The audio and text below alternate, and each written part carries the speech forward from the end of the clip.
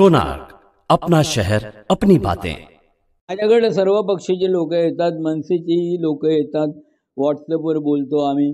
त्याच्यामुळे सर्व कार्यकर्त्यांची जी भावना होती त्याप्रमाणे मी बाळासाहेबांच्या प्रेरणेने हे एका व्यंगचित्रकारांनी बनवलेलं आहे माझ्या नावावर. मी ते संकल्पना माझी आहे आणि ते निश्चितपणे प्रसिद्ध केलं.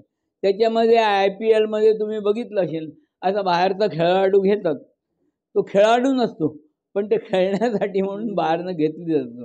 हे अत्यंत दुर्दैवाची बाब आहे की त्यांनी जरांगे साहेबांसारखं करायला पाहिजे होतं की बाबा निवडणूक ही लढवणार नाही, मी कोणीही लढवायची नाही, अपक्ष म्हणून लढेल तरी मी पाठिंबा देणार नाही, ज्याला पाडायचं त्याला पाडा, अशा पद्धतीने मी त्यांचं खरोखर जरांगे साहेबांचं अभिनंदन.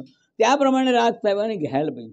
दिल्लीत एवढे किती 14-16 तास थांबले, काही मिळालं नाही आणि इथे येऊन बिनशर्त पाठिंबा देणे ही अत्यंत शर्मेची. म्हणजे त्याने बाळासाहेबांचं नाव घेऊच नाही आणि मंदिराबाबत त्यांनी देखील बाळासाहेबांना अत्यंत बाळासाहेबांचं नाव खराब केलं. कारण बाळासाहेबांचं योगदान आहे की नाही हे त्यांनी सांगायला पाहिजे होतं. ते न सांगता फक्त हे केलं, हे अत्यंत शर्मेची बाब आहे आणि सर्व कार्यकर्ते नाराज आहेत आणि त्याच्यामुळे त्यांच्या ज्या भावना आहेत. आणि बाळासाहेबांनी काय म्हटलं असतं हे माझ्या संकल्पनेतनं तयार केलं आणि ते लावलं. ते लोकांनी बघावं आणि ठरवावं.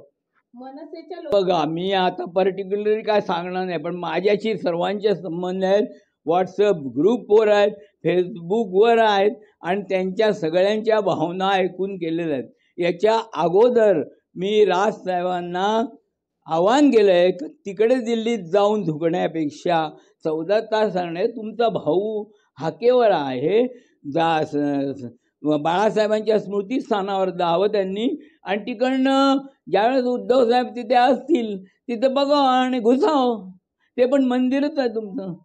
जे होईल ते आम्ही बघितलं असतं, मग उद्धव साहेबांनी काय केलं असतं तेही बघितलं असतं, पण तसं झालं नाही आणि करणार नाही तर आम्हाला माहीत.